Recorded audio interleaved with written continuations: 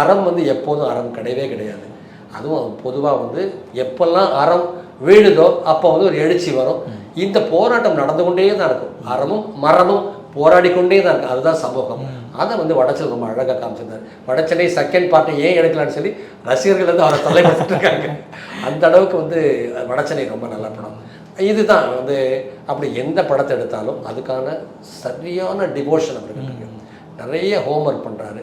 உட்காந்து ஏதோ 4 படம் ஒரு நமக்கு வாய்ப்பு இருக்கும்போது ஒரு 10 படம் எடுத்து நிறையா கோடியாக சம்பாரிச்சு மூட்டை கட்டிட்டு போயிருக்கணும் இல்லாமல் ஒவ்வொரு படத்துக்கும் தேவையான காலகட்டம் அந்த படத்துக்கான சப்ஜெக்டில் அதுக்கு இன்ட்ரெஸ்ட் காமிச்சு அதுக்கான சேகரிப்புகளை கருத்து சேகரிப்புகள் நடிகர்களை அதோட பின்புலத்துக்கான தயாரிப்புகள் இதுக்கெல்லாம் ஏராளமான உழைப்பை கொடுத்து அது தன்னுடைய மூளையை கசக்கி பிழிஞ்சு கொண்டு தான் அதை கொடுக்குறாரு.